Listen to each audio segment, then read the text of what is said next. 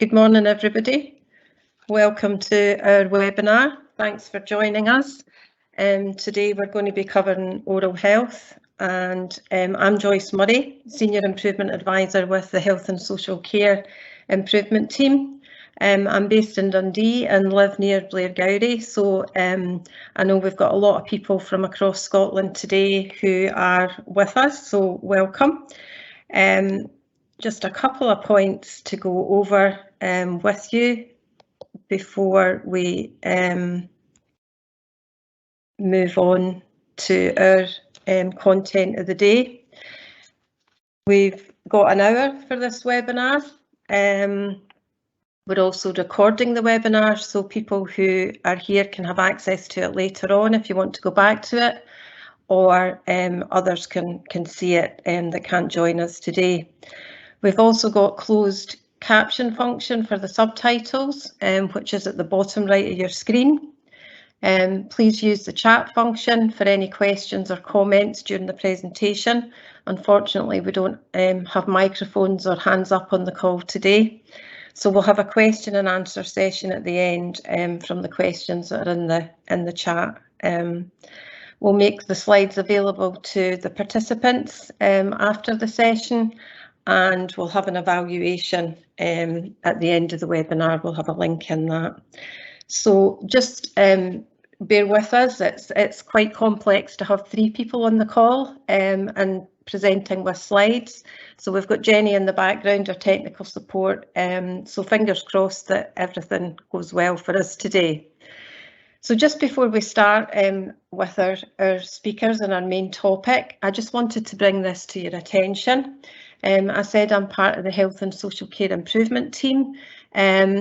So this is a new team within the Care Inspectorate, and it's a multidisciplinary team providing advice, support and information to help improve health and wellbeing outcomes for people experiencing care across adults services, which includes care homes, care at home services, children and young people, and also early learning and childcare. So we've got our own part of the Care Inspectorate Hub, and we've got 4 areas set up at the moment.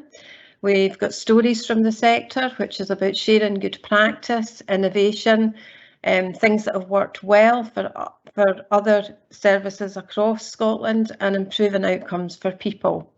And examples of that are reducing medication errors, being able to use technology in innovative ways to help people stay connected, and also supporting people to become more independent. The key resources and good practice guidance, any standards to help support staff working in care in their day-to-day work will be held in this part of the hub as well. So the oral health guidance will be found there. We'll also have some project updates on any improvement programmes. The webinars will be held there, so if you miss one, you can go in and watch it again, as I said. There's also a section about Meet the Team, so you can see who's in the team and what areas we cover around health and social care. So just to make you aware of that.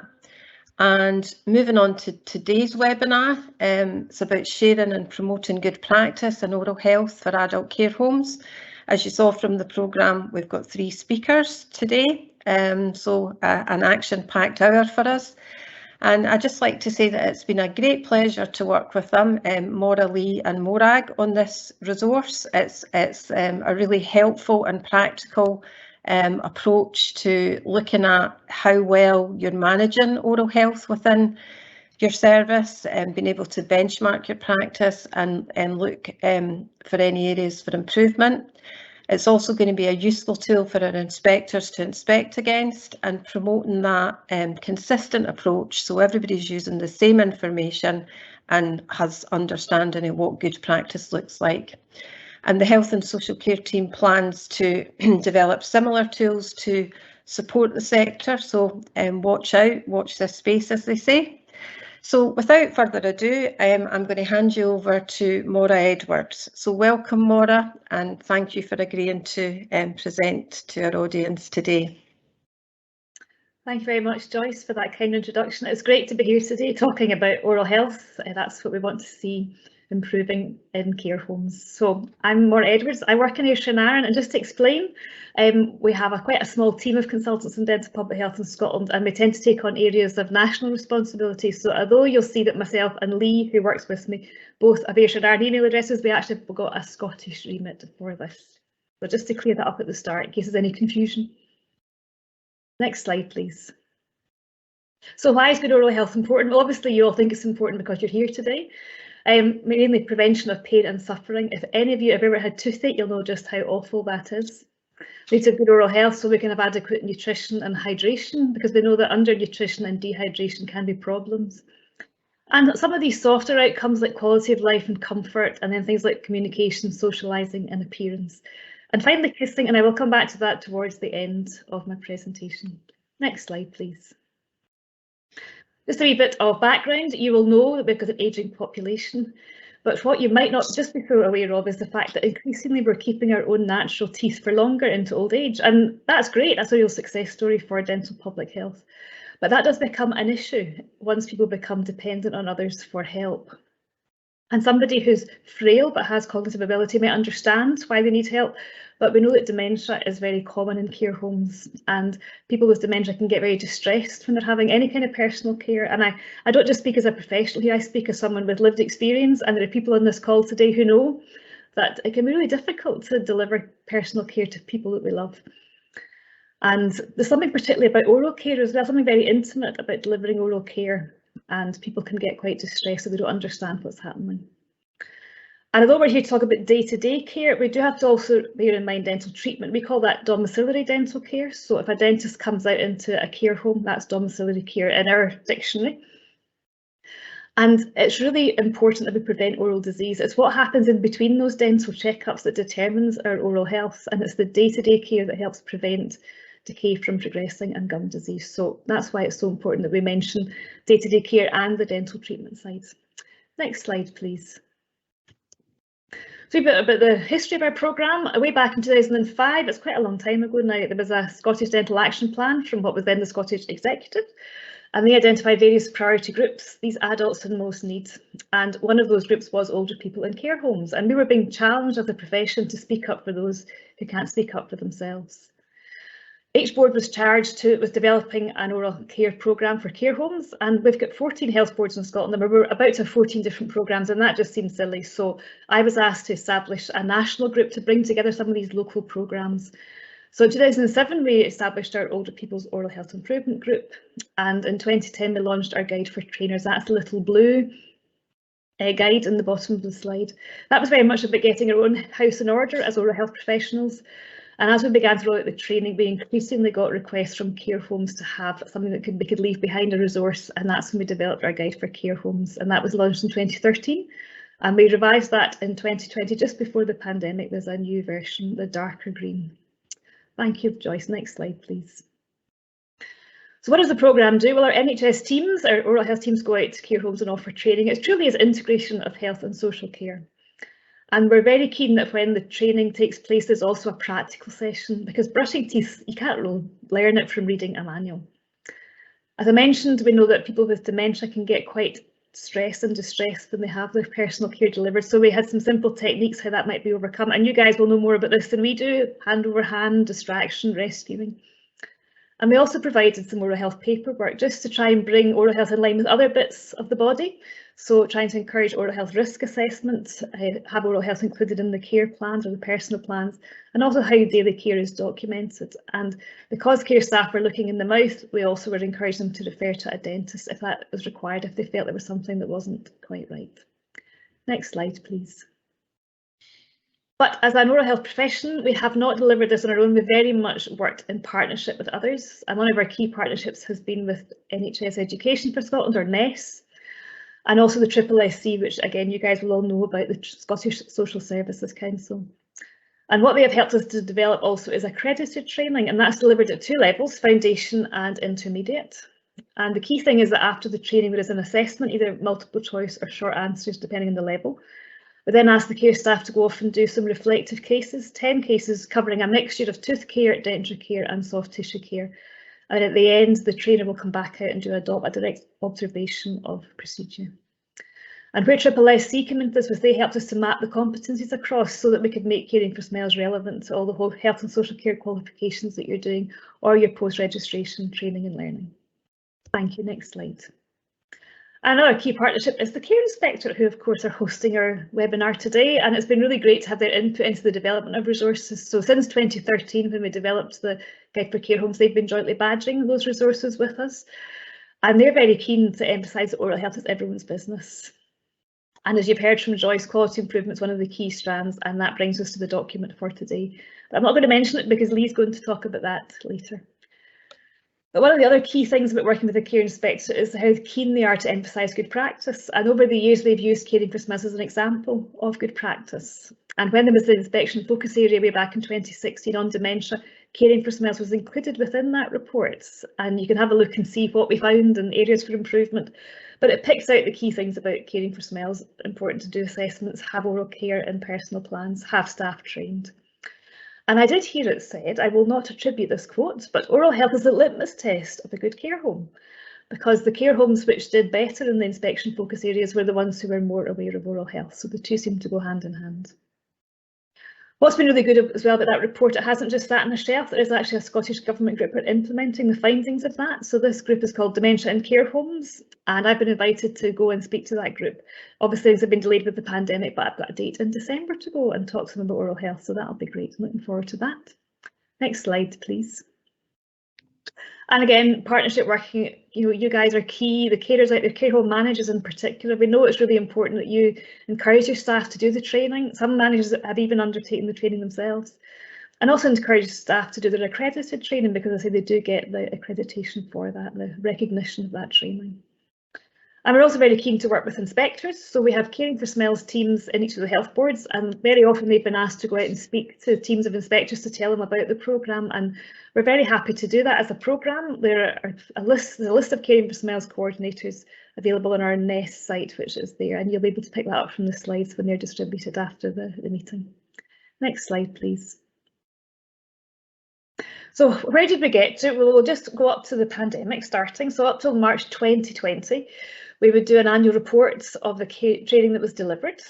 So if you look at the picture on the left, we looked back to when the programme started in 2010. And over those 10 years, we had been in 99% of care homes in Scotland. Now, it's quite difficult to get a baseline for that because care homes open and close, but we had good coverage, and we had trained over 54,000 staff in that time. Some people might have been trained more than once, but we'd had a good number of training episodes. If you look at the picture on the right, that was just in the financial year 2019 to 20, and during that year, 60% of care homes in Scotland participated, and over 2,500 staff were trained. And we do break that into the non-accredited and the accredited training, and you can see that over 2,000 staff did the non-accredited, and 430 were doing foundation, with another 38 progressing to intermediate. Thank you, Joyce. Next slide, please. So what difference is it making? Well, we definitely have a recognisable brand. Now people know about Caring for Smiles, and there definitely is an increase in awareness of oral health over the last 10 years. And we also know that when we go out and do the training, there tends to be an increase in the number of dental referrals following on from that. So people are looking in mouths more. And we're getting anecdotal feedback from dental teams that mouths are cleaner. We've also had a lot of interest from other agencies. So NICE, which became the National Institute for Health and Care Excellence down in England, the first document they did when they were including care in their remit was on oral health, and they very much looked to Caring for Smiles, and my previous programme manager was working with them to make sure we had those key elements of assessment, recording care plans, etc. And also our colleagues in Public Health England have been very keen to look, so the CQC in England, the Care Quality Commission, did a report a couple of years ago, and there was a real problem getting dental access in care homes in England. So they've had to do quite a lot of extra work, and they've now got what they call the EHCH, the Enhanced Health and Care Homes, and they've got oral health as a key part of that. So they've actually kind of jumped ahead of us a wee bit there, but I'm pleased to say that there's actually a Scottish Government group looking at doing something similar at the moment. And again, we're very much in the middle of that, making sure oral care is included. And then just a wee bit of feedback from families that we get. This is what makes me get out of bed in the morning and come to work. We get this lovely letter from a gentleman who said, I was able to kiss my wife when she was dying because her mouth was clean. And it's these soft measures that really show that we are making a difference. So that took us up to 2020. Let's look at the next slide. Impact of COVID-19. All roads lead to COVID-19. So in March 2020, our training programme was largely put on pause. Nobody was coming into care homes, you'll know that. But also our NHS oral health improvement staff were redeployed as part of the NHS pandemic response. But they very much tried still to offer remote support. They had built up good relationships with care homes over the years, so they wanted to maintain them. And we've tried to keep in touch as a national team by sending out newsletters so that we can keep the teams and the wider partners like SSSC and the Care Inspectorate informed. Right at the start of the pandemic, we worked with Ness and Joyce at the Care Inspectorate to produce some COVID-specific guidance for mouth care. And that wasn't just care homes, it also covered care at home and another one for hospitals. And they're on our Ness site as well. Next slide, please. We also began to look at alternative ways of delivering the training, and Ness were very keen to develop these open badges, so we were able to support Ness in the material that should go in there. You'll know about these open badges possibly because SSSC have them in lots of different topics, and it's very much about digital learning and about bite-sized learning, if you'll excuse the pun. So we now have a series, Mouth Matters, the importance of mouth care. And we have now got an open badge on mouth care advice for care homes. This is really helpful if people haven't been able to have the formal training because of the pandemic, they can go and do that. And again, you can find more information on our Ness page. And Ness are continuing to work with some online resources. That's fine, thank you. Next slide, yes. So really, what next? So we're very pleased that this Care Inspectorate resource has come out supporting better oral care in care homes, what quality looks like. I mean, the timing is great. We really want to use this resource as a vehicle for helping to re-establish our training programme because it was the training delivery element that had to stop because of the pandemic. But we are aware that in the 14 boards, teams or the caring for smells teams are remobilising at different rates. So the best thing is to contact your local team and find out from them if you're interested in getting some training.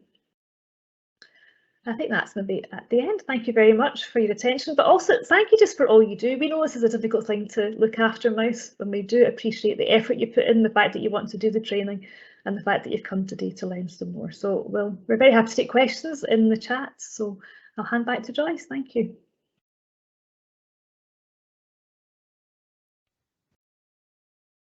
Hi, I'll come in here. So I'm Morag Muir. I'm a consultant in dental public health based in NHS Forth Valley, but my national role is with the Open Wide Oral Health Improvement Programme, which is for adults with additional care needs.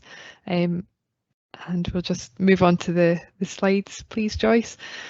So this programme was launched in 2019, so it's the newest of the oral health improvement programmes. Launched it in March 2019 with no idea that just a year later, obviously, everything would be turned on its head. So we had quite a small period of time that we were working to roll out the programme, and I would say that we're actually still in the early stages because we have had a bit of an interruption to that over the past 18 months or so. Next slide, please. So when we talk about adults with additional care needs, what do we actually mean? And we spent quite a lot of time discussing who should be included in this group, and the definition that we eventually reached was anyone between the age of 16 and 64 who requires help to take care of their mouth as a result of a physical, cognitive or medical condition. So that's a really broad group. It covers people with a huge range of different needs, but we felt it was really important to be as inclusive as possible so that anyone who needs help is able to access it through the programme. Next slide, please. And so Open Wide really fills a gap. So most of you will have heard of the Child Smile programme, which is the National Oral Health Improvement Programme for children, which had been in place since 2006. And we've just heard from Maura about Caring for Smiles, which is the national programme for dependent older people, so from 65 years and above.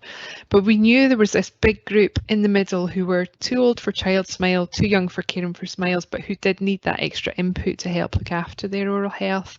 Next, please. And so Open Wide came in and filled that space so that there was something available for these people within that age group. Next slide. So what are the particular challenges of adults with additional care needs? Well, I've said, they're really, really broad. So that could be a physical barrier. If someone's not able to use their arms or their hands, then obviously they're going to need help to brush their teeth. That might just be a sort of simple weakness that means they can't grip onto a toothbrush, or a tremor that means it's difficult to direct the brush where they want it to go. So it may be something as simple as modifying the toothbrush handle, or someone just stepping in to help reach the parts of their mouth that they're struggling to get to, right up to someone who needs someone to completely take over and brush their teeth for them. Could be through a lack of understanding. So as Maura mentioned, people with dementia or people with learning disabilities maybe don't understand why they need their mouth cleaned or how to clean it, and they need a bit of support with that. Again, that could just be reminding them to brush their teeth or prompting them to make sure they're brushing all surfaces. Again, right up to someone brushing their teeth for them, and managing if there are issues with stress and distress, and the techniques that Maura has mentioned, just explaining to someone, showing them what you're doing, or distraction while someone brushes their teeth, maybe just singing to them or giving them something to hold that takes their mind off what's happening. A lot of people with additional needs also need a modified diet. So whether that's food supplements to help keep their calorie intake high so they're not losing weight, or thickeners if they've got a bit of difficulty swallowing fluids. And it's really important to be aware of them because they tend to have a lot of sugar in them. They're quite sticky, so if they sit in the mouth for a long time, they can cause damage to the teeth. And so it's important to be aware of that and make sure that there's arrangements in place to make sure that these are cleaned out of the mouth and not sitting for long enough to cause damage. Swallowing difficulties can also sort of vary in severity, so that can go right up to someone whose swallow reflex is so poor that they're not actually able to eat food orally anymore and they rely on PEG or tube feeding. And these people, although they're not taking food into their mouth, they still do need their mouths clean just to keep them fresh and stop any secretions building up in their mouth. So they have very specific oral health needs. People with certain medical conditions as well, we know that oral health is very closely linked to general health, and a lot of medical conditions actually are related to the health of your mouth. So for example, diabetes puts you at increased risk of gum disease, but also if your gums are in bad condition and you have gum disease, that can make it much more difficult to control the diabetes. Similarly, people with certain heart conditions, if they have a dental infection, that can become very serious and make them very unwell. So the more we're able to care for someone's mouth, the better their general health will be. So it is very, very important from that point of view. And linked to that as well, people who are on medications, often some of the side effects of medications will have an effect on the mouth.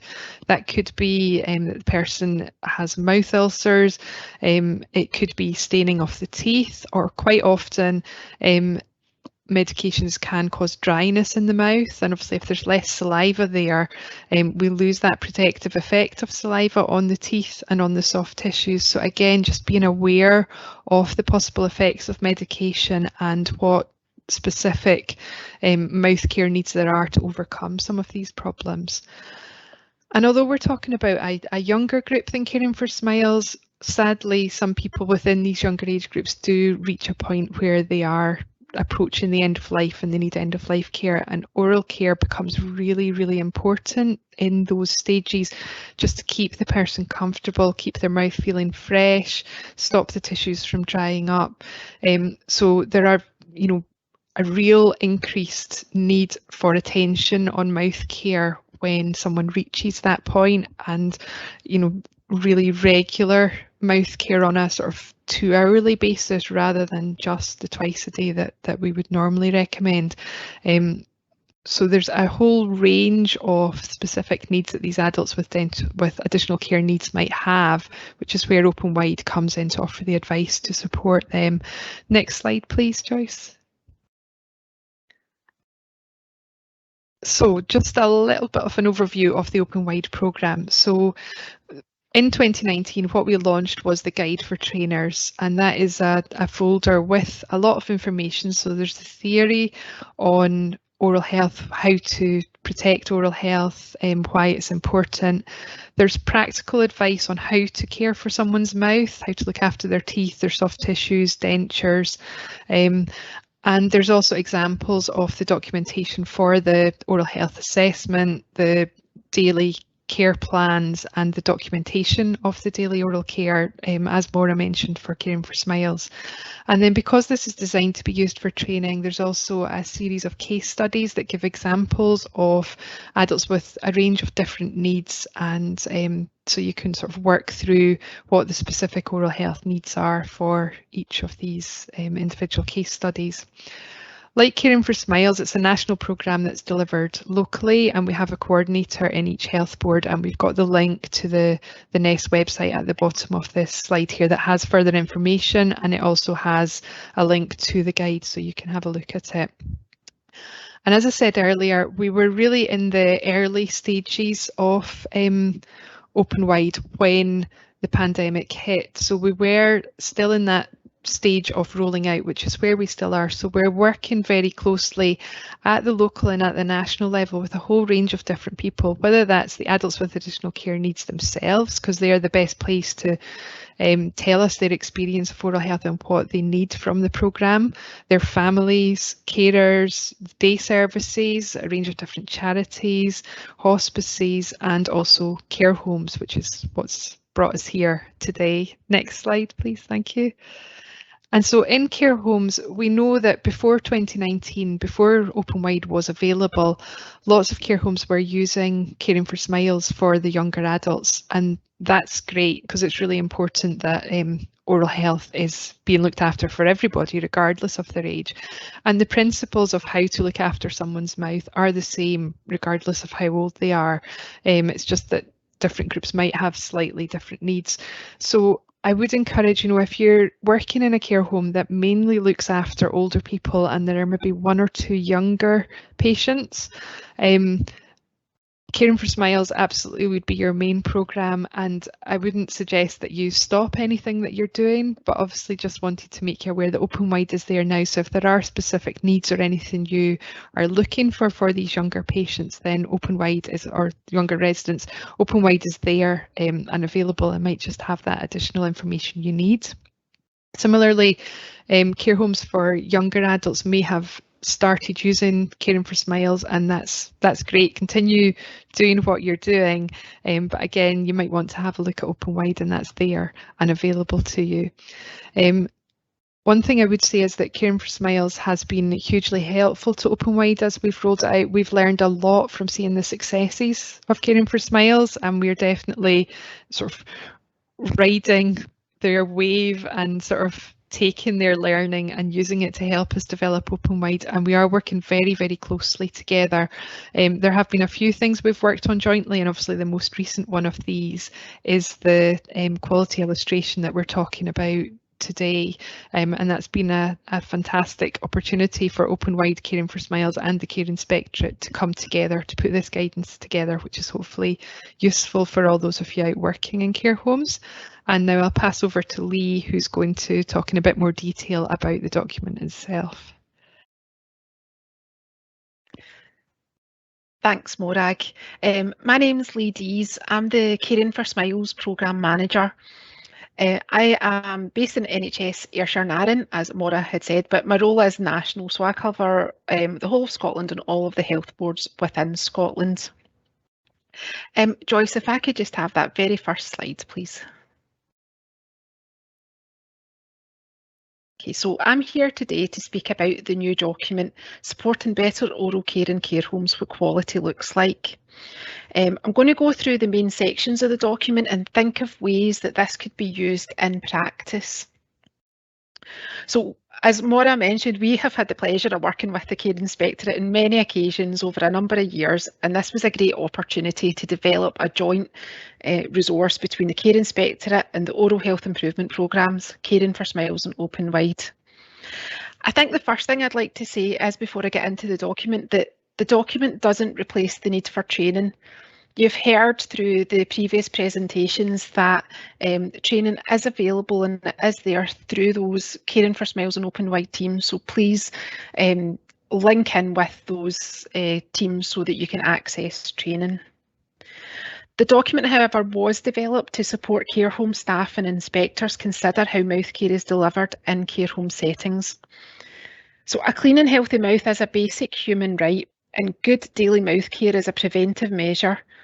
So checking someone's mouth during daily oral care, this can highlight problems at a really early stage, and as Maura said, it's what happens in between those dental visits that really determine how the mouth care oral health is going. So this document shows good and weak delivery to give an illustration of mouth care delivery in the care home setting. There is kind of like that upper and lower illustration to gauge where your service sits within that.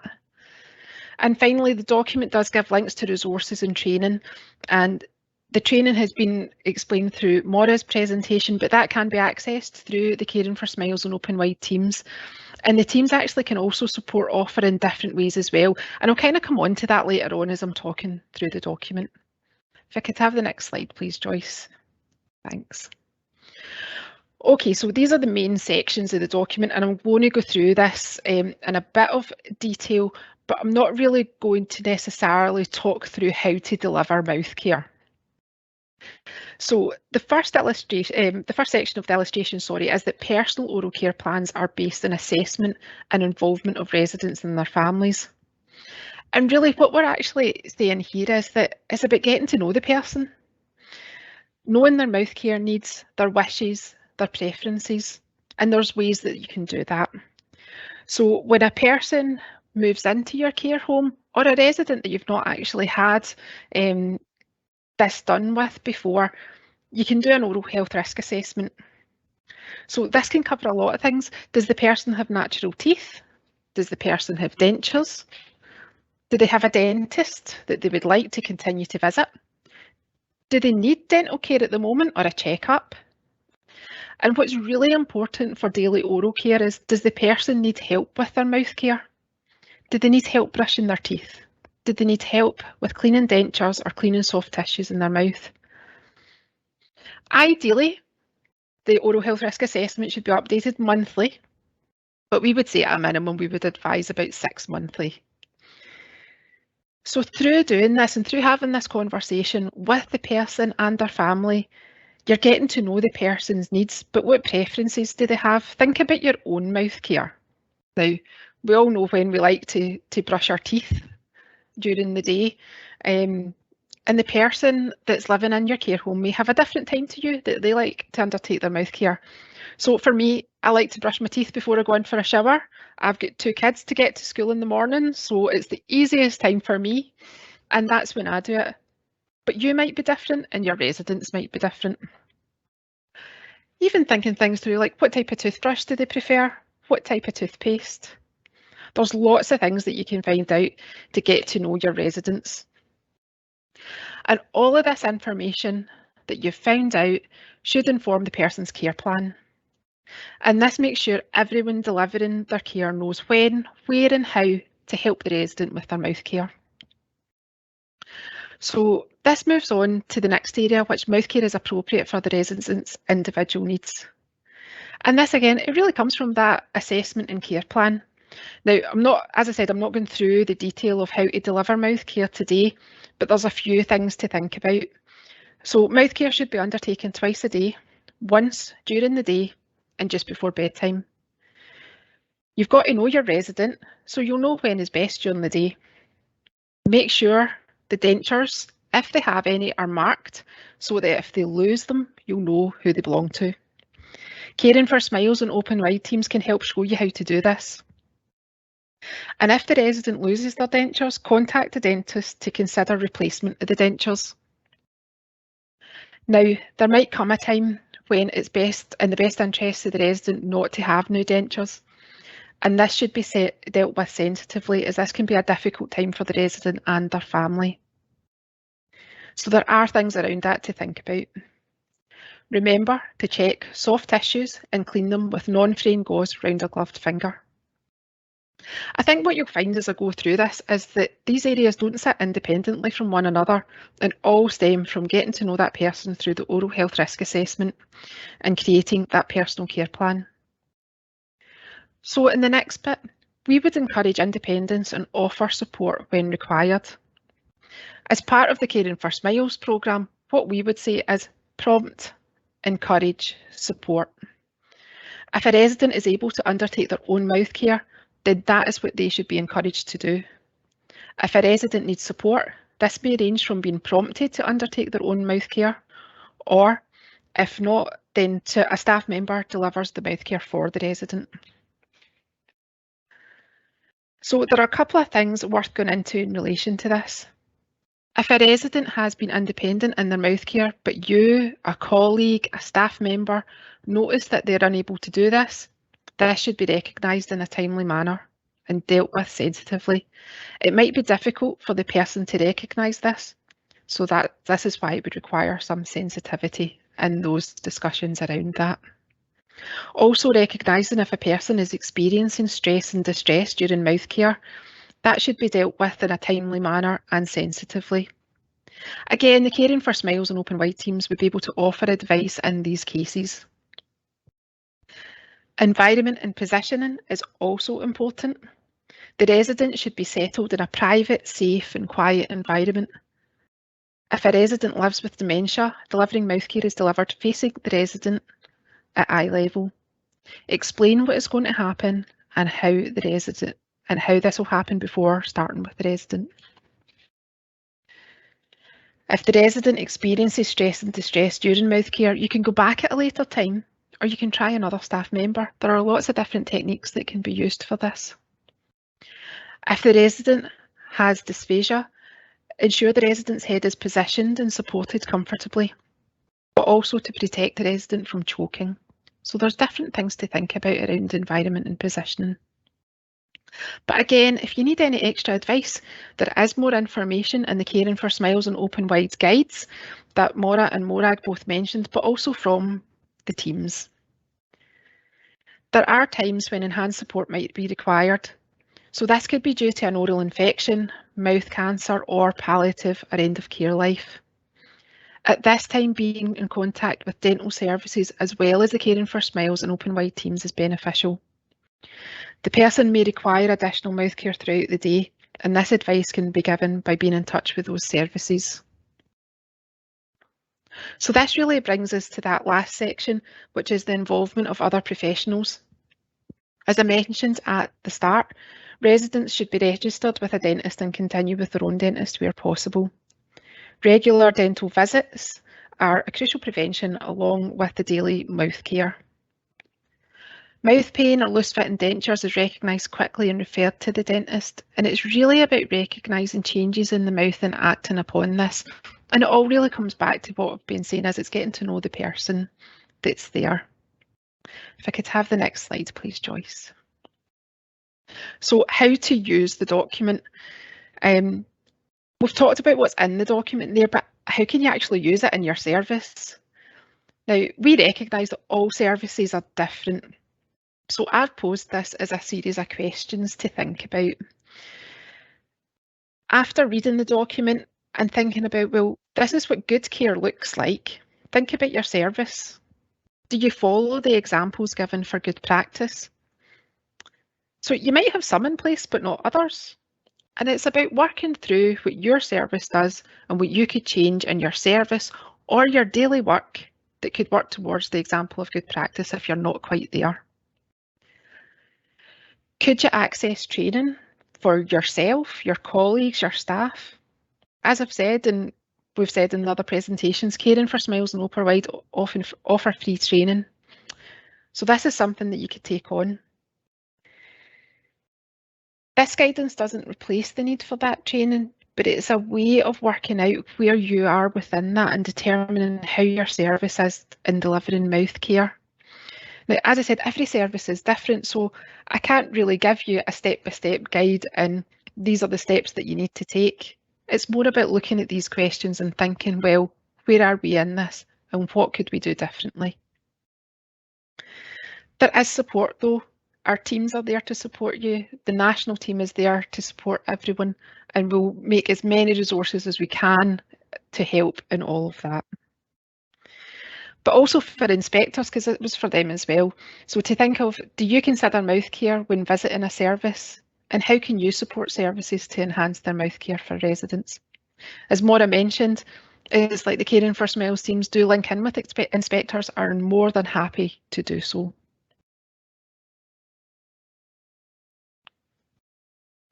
I know that that's a wee bit of a whistle-stop tour around the guide itself, and you might have lots of questions in this, but hopefully it's given you some ideas of how your service can deliver good mouth care and the things that you can think about when looking at the mouth care that's delivered in your service by yourself, by your colleagues, by your staff.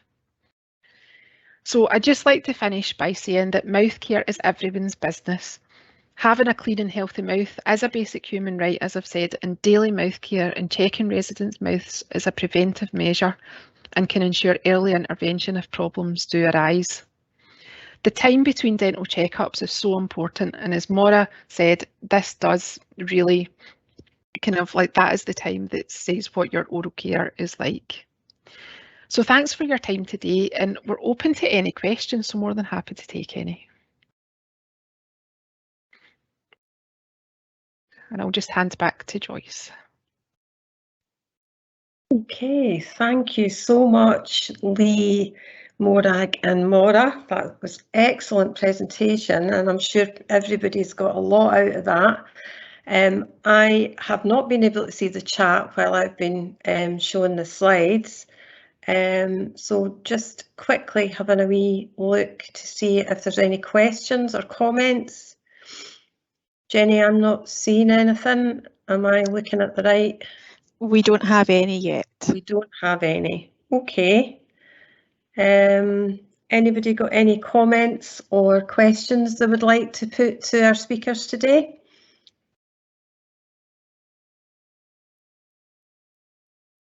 No. So covered all aspects of this.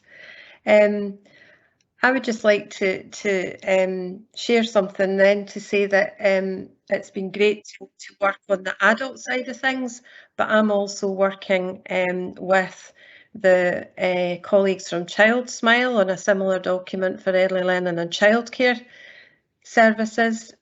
So that kind of gives the growing a good life aspect from sort of children through to younger people through to adults and older people. So just to give you that perspective.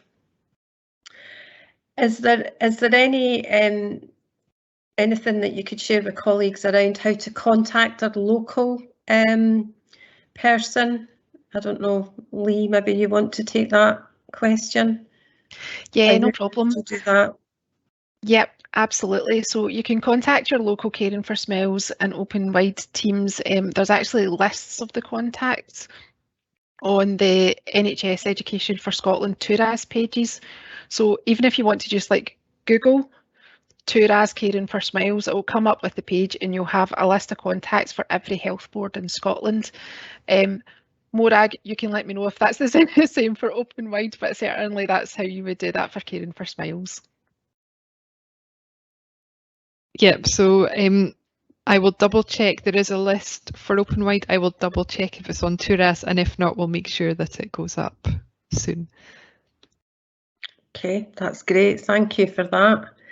The other thing just to talk a wee bit about, since there's no questions, is that this is a good opportunity to use the self-evaluation process that we're trying to promote a culture of self-evaluation. So by using this type of document, that measuring yourself against, you know, the good practice guidance and seeing the areas where you need to develop or put new areas of practice into place, and then developing that improvement plan, and then using improvement techniques such as the model for improvement and PDSA cycles to try and test these out. So just to sort of reinforce that's the sort of practice and behaviours that we would expect to see, you know, within care homes for adults and older people. So just to maybe say and ask Morag and Lee, have you seen any particular areas of good practice where people have identified, you know, an area that they're maybe not doing so well, and how they've approached that?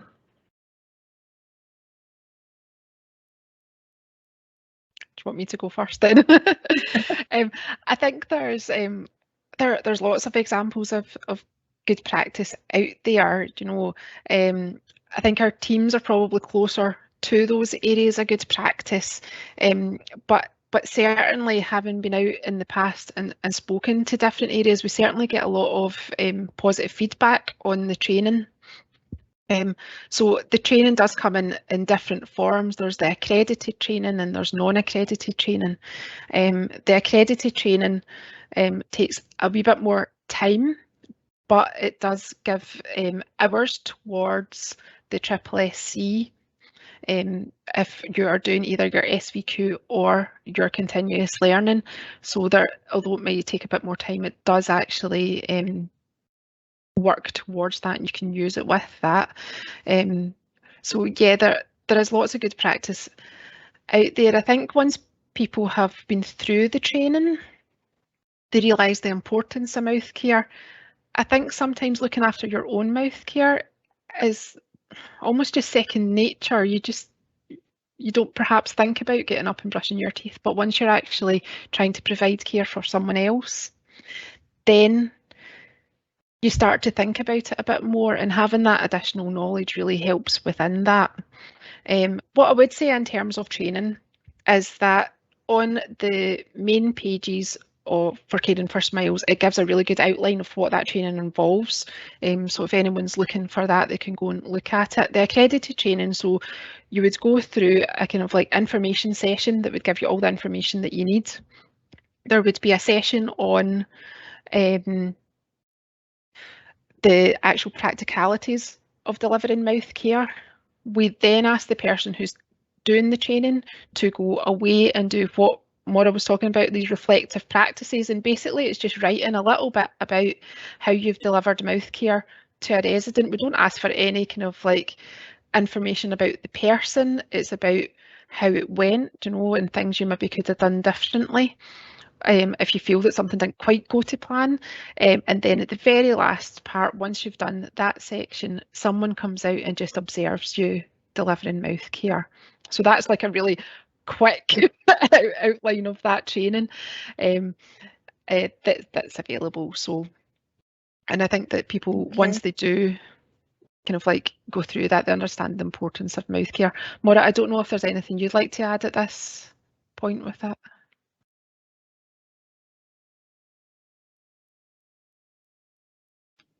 Sorry, I think my internet just dropped out a wee bit there. No, but what we have tried to do is establish kind of core principles for the programme about the training and what should be covered. But they do have, as I say, 40 different health boards, and there are slight variations. So I think that does change the programme. So we expect the core principles to be the same. But for example, the paperwork, there are some care homes, particularly corporates, who have their own paperwork. That's fine to use it as long as you're using it.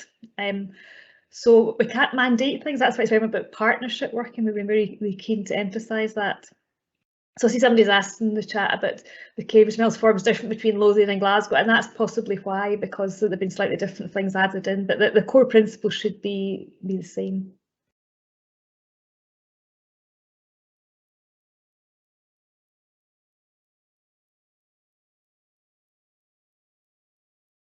I seem to have lost.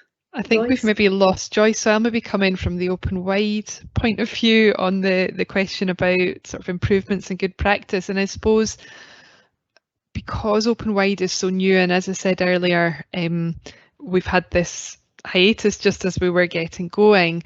I don't have a specific Open Wide example, but thinking back to my time, so before doing this job, I worked clinically as a dentist in the public dental service, and I used to see adults with additional care needs on a daily basis, and you would see patients who would come in, you know, with their mouth in a very poor condition because carers or families were struggling to brush their teeth, and sometimes it was quite sort of simple tips that you could give that would just help to get over the barrier. So one patient who sticks in my mind was quite a young man with autism who was living at home, the parents were really struggling with brushing his teeth. And actually, when we sort of worked through different options, we looked at changing the toothpaste that he was using to a different flavour. And it was his sort of sensory sensitivities that he was struggling to cope with the really strong minty taste of the toothpaste. And so actually something as simple as just using a different toothpaste that didn't have that strong taste was enough to sort of overcome the barrier of getting him to brush his teeth. He was then happier to allow the toothbrush into his mouth, and then over quite a short period of time it was possible to get him having his teeth sort of brushed effectively, and that made such a huge difference to his overall oral health. So, you know, sometimes these barriers that can seem really, really difficult, because his family were really, really struggling with that, there is just a simple solution, and it's about how we can sort of work through to reach that simple solution to make the difference. So that maybe gives a wee bit of hope to some people. I'm sure everybody can think of a resident who, you know, there are real barriers, and it's just finding that wee secret to get round that.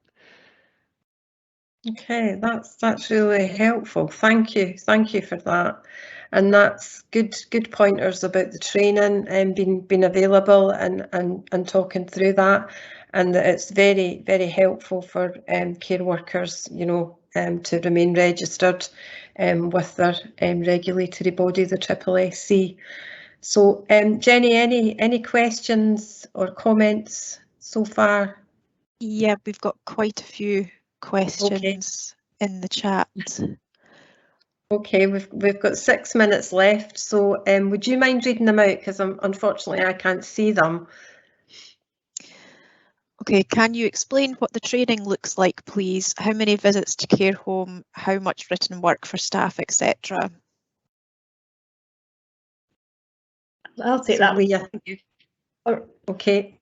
I think it does vary. As I say, the non-accredited training can be as short as an hour, and the accredited training does take longer. The accredited is a notional 20 hours of training, so some of that will be the teaching, some of it will be the reflective cases, some of it will be part of the job, and some of it will be the pre-reading as well. So it does vary, and it really depends on your local teams, and often they're very happy to adapt. Sometimes they can come in at different times and chunk up the training, so rather than having one big session, they can do shorter sessions. So really the best thing is to speak to your local coordinator. It's helpful, thank you. Next one, Jenny. Okay, where can managers receive training, accredited courses, so they can teach and lead the staff team? Well, I just keep going, sorry. So we have done what we call train the trainer. We've had a little pilot of that.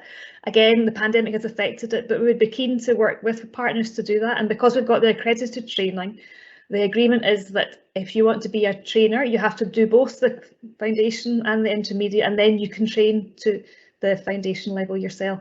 So again, that would be through your local coordinator. Speak to them, and they would then speak to Lee and myself, and we could get something set up, because we do want to start rolling out that pattern of training, because it does actually really help with the sustainability of the programme.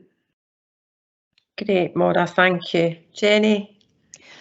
Okay, somebody's asking, are documents available in Word documents rather than PDF to allow these to be uploaded to electronic care planning? I think Lee could answer that one. Yeah, no, I can take this one. So if you're looking for things like an oral health risk assessment or anything like that, these are actually available in Word documents now, and I would just contact your local Caring for Smiles team and they'll be able to point you in the right direction for that. We have just recently done that, so that is something that should be available through those teams. Great, that's good. Thanks, Jenny. Okay, what can be done about getting dentists back into homes for visits? Okay, I'm happy to take that one as well. So as I said, we are very much about the day-to-day care, and the pandemic's had a huge impact, not just in care homes, but in dentistry as well. So the main providers of dentistry in care homes are probably what's called the public dental service, or you might know them as the community dental service, and they are trying to get through and to respond to queries. We also have some local high street dentists or general dentist practitioners who go into care homes, sometimes because they've got a relationship with that patient. It's been a patient for years, but even before they were in the care home. Some recently were doing some enhanced training, but that's all been put on hold with the pandemic. So it really is quite difficult. Probably again, the best thing is to speak to your Care Smiles programme, Care Smiles coordinator in your area, because they'll know more about the position in your local area. But it is quite difficult. We do know that dentistry is in a bit of a catch-up state, like most of the NHS. But obviously, if someone needs to be seen if they're in pain, that would be prioritised. Okay, thanks, Maura. That's really helpful to know. Jenny, anything else that we can pick up on just now? We've got a question. If a resident with dementia is unable to spit out after brushing their teeth, what should we do? I think Maura could take that one. Yeah, so obviously just sort of being aware of the mouth, the positioning of the resident. If the resident has sort of swallowing issues or anything, obviously that's where we'd be most concerned about a bit of foam in their mouth. So positioning that patient so that they're upright with their head tilted forward, and that'll encourage the foam from the toothpaste to the front of their mouth. Obviously have a gauze or a cloth ready to catch it. We don't encourage rinsing the mouth after brushing, so a little bit of toothpaste sitting around the mouth is actually a good thing, because the fluoride in the toothpaste will then continue to work on the teeth. So we certainly wouldn't want the mouth washed out, but you can certainly, you know, try and clear a bit of the extra froth and foam that's around. Again, just sort of dabbing a wee bit of gauze, but as I say, not trying to remove all the toothpaste from the mouth, because a little bit is very good. Obviously, the amount of toothpaste you put on the brush should just be a pea-sized amount. So again, by using not a huge amount, that will reduce the amount of foaming in the mouth as well. And if a small amount of toothpaste is swallowed, it's not going to cause huge problems. Obviously, we don't want them to be swallowing all the foam every time. So to remove as much as possible, but don't worry too much if there is a little bit of foam in the mouth, as long as the patient has enough of a swallow reflex to be able to cope with that. Hopefully that helps. Great, Morag, thank you. One last question, Jenny, we're just nearly out of time. Okay, we have a couple of questions about electric toothbrushes and whether they would be recommended for people who are currently able to use a toothbrush. Well, I take this one as well. Thank you, Maura. So, yeah, the most important thing is whatever toothbrush that resident is happy using, because the most important thing is that they allow the toothbrush in their mouth and onto all surfaces of the teeth. So if a patient has a preference for an electric toothbrush, that's great. If they're not keen on an electric toothbrush, then stick with a manual. The benefit of an electric toothbrush can be, if it's difficult to get into the mouth, that it's a smaller head, so it's easier to get back and onto all surfaces of all the teeth. Some people like an electric toothbrush more, they like the sort of buzzing sensation, and that's fine. There are some people that the noise might put them off, so as long as the toothbrush is getting to all surfaces of all teeth, that's the most important thing, and that the toothpaste is getting into the mouth, and then it just comes down to what works best for that resident or what that resident's happy with. So there's not a one thing that's better than the other. It's more about the how it's used and the technique rather than the equipment itself. Okay, that's great, Morag. Thank you. That's good practical help. So unfortunately, we've run out of time. So just to conclude our session today, we would really appreciate your feedback. Jenny's going to pop a link into the chat to give an evaluation form. The Care Inspectorate are keen to hear your feedback around future sessions as well as this one, and our dental colleagues are keen to get some feedback through this as well, so that will be helpful to both of the organisations. So I'd just like to thank our three speakers today. Lee, Morag and Maura, thank you very much. I feel I've done very little. I've got off quite lightly. So we've had 3 great presentations and the overview of the oral health programmes and good practice. We've answered some of your questions. There, as Jenny said, there was quite a lot in the chat. So if we haven't been able to respond to your individual question, we will do that and send a response out with the slides to all our attendees today. So just to round off and say thanks again to everybody on the call. Look out on the provider's bulletin or our hub or website for any forthcoming webinars over the winter months that might be helpful to your care and practice. And thanks again for attending today. On behalf of everybody, thank you and bye just now.